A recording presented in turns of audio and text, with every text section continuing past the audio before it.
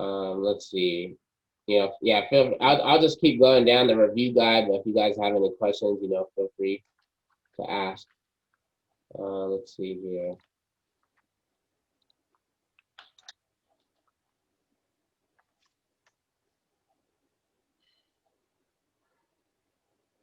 Oh, okay. Another person you should probably know, it was a small detail, but pretty important, is Art Hickman. Does anyone here remember what was Art Hickman's biggest contribution to jazz? That was in this latest chapter. Actually, yeah.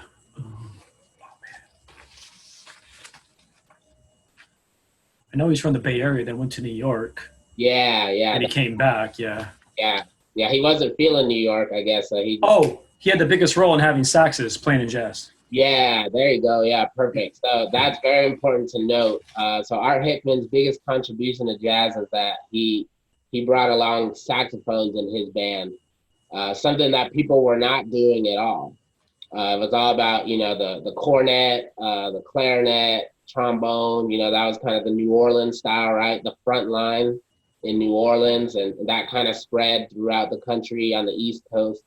And then Art Hickman comes from the Bay Area, comes to New York, brings his band, which has two saxophones in it, and that kind of gave people the idea, hey, we could put saxophones in here. Saxophone is kind of like a mix of a clarinet and a cornet, like a trumpet.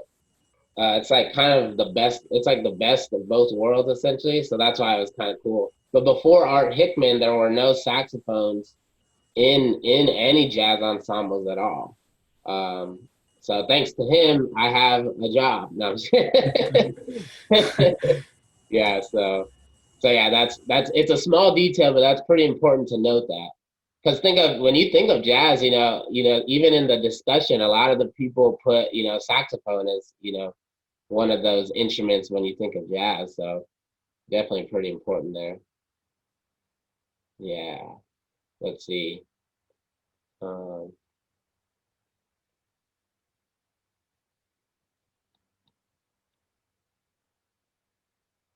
oh, okay. This is a good one.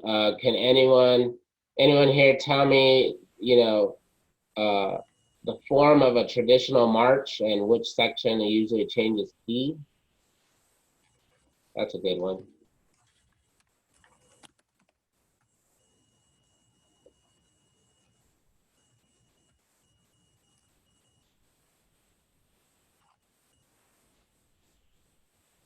Repeat that again. So what's the form of a traditional march, and what section it usually changes keys?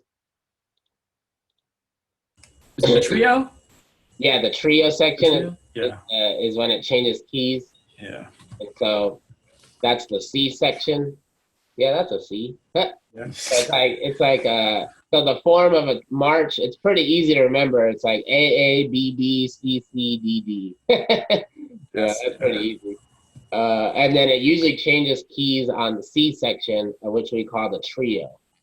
And so that's very important to note that, because even if you look at, like, when we look at AABA tunes, you remember the first two A sections are the same, pretty much the same, and then the B section is a contrasting section that's totally different, right?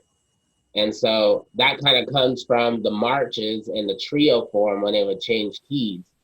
And so that B section, which we also call the bridge, usually has a key. It might go to minor, it might go to major, it'll just kind of change. And so that comes from the march, traditional march form. So yeah, that's also definitely important to know that.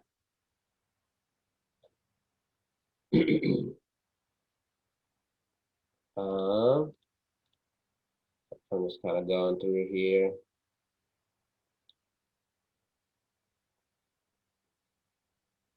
Oh, syncopation. What can you guys tell me?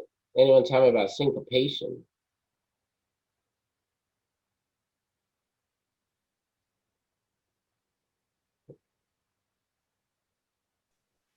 Is that like if everybody's on beat? Almost. It's when everyone. It's like when the music's off the beat. So it's like it would be like so it's like we call offbeat or on the upbeat. And so this is when so syncopation it'd be like if I'm keeping the beat like 1, 2, 3, 4, 1. So if I count like 1, 2, 3, 4, 1, 2, 3, 4, 1, 2, 3, 4, 1, 2, 3. So every time I'm clapping, I'm off the beat, right? And so that would be syncopation. And so I'm not on, I'm still with the beat, but I'm not on it. And so that's syncopation. So it'd be like 1, 2, 3, 4, 1, 2, 3, 4, 1, 2, 3. So everything I'm doing is off the beat. So can it either be upbeat or downbeat?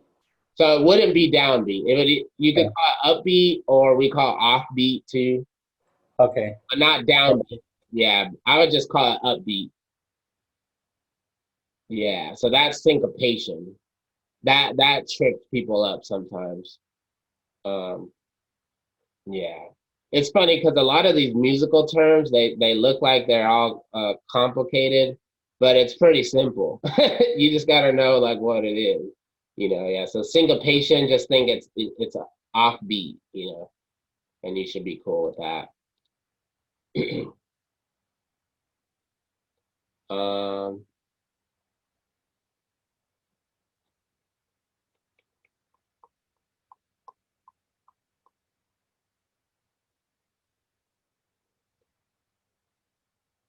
oh, you know what? Oh, and this kind of, and I was gonna say this on announcements. I just remember this right now.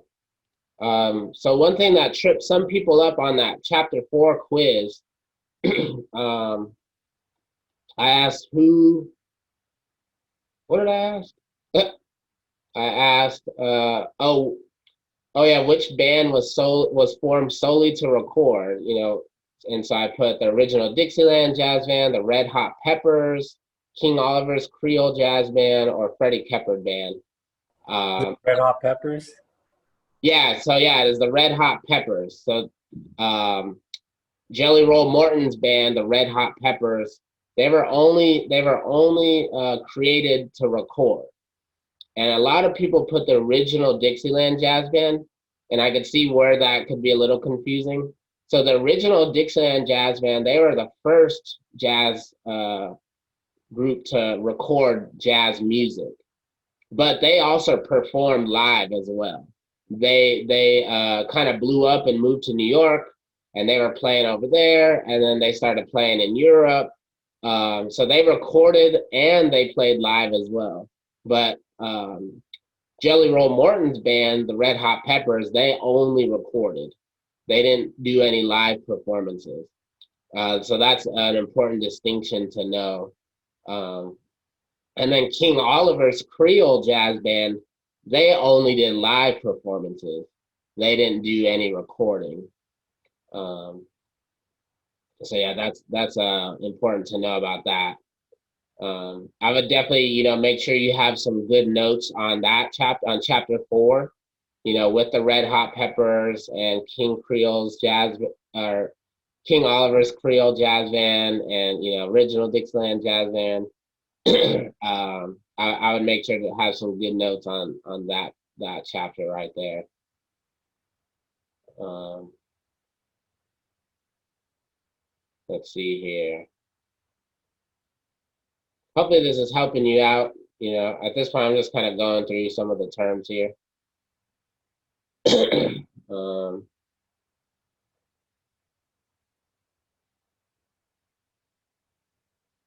let's see here.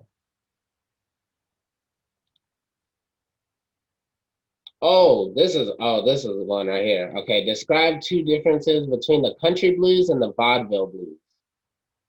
Or what's the difference between those two? So that's going back to chapter 3, I believe.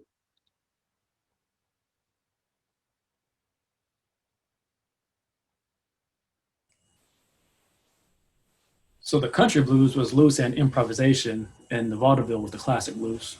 Right. Yep. Yeah. So that's definitely important to know. Country blues is going to be a little more free flowing. Um, and so the form was loose and very improvisatory. Uh, it was like kind of a 12 bar blues, but it could add a bar to it. It could take away from it. It was Mhm. pretty loose.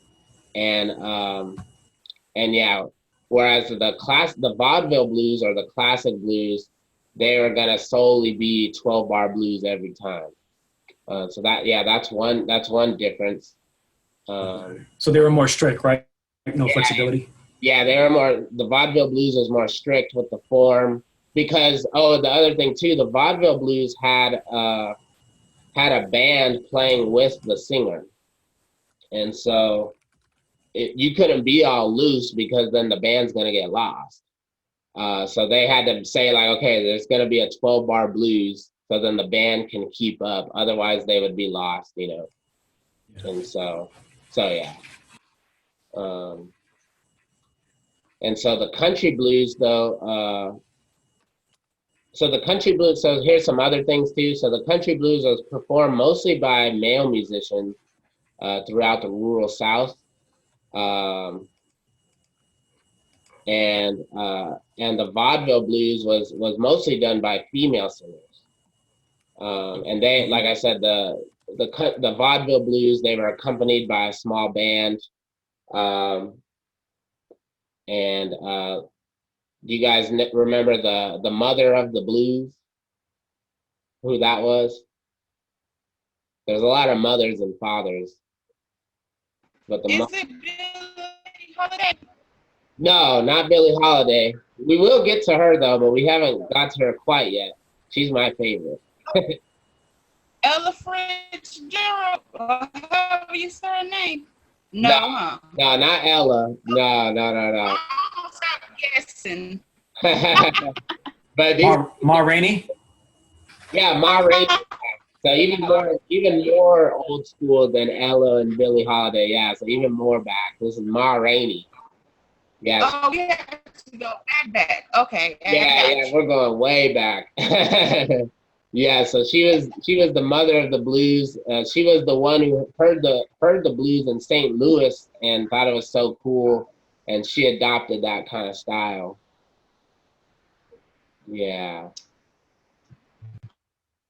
Also, in the vaudeville blues, you'd have musicians putting unorthodox objects in their guitar to change the timbre of the guitar. So they might put like bottlenecks on the strings or knives or just almost anything that they could find and would sound cool. Um, so yeah, so that definitely get some good info on the country blues versus the vaudeville blues. I can tell you that's definitely going to be on the exam. Yeah. Let's see what else here. Yeah, we still got some time. And yeah, feel free if you guys have any questions, if this is kind of getting you thinking about some things. I'm just kind of going through what I have on my end.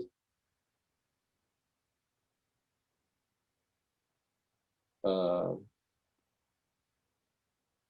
oh yeah, so you'll want to know, what instruments these musicians played that we've studied.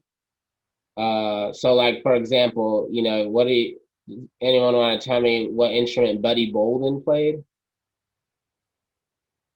Buddy Bolden.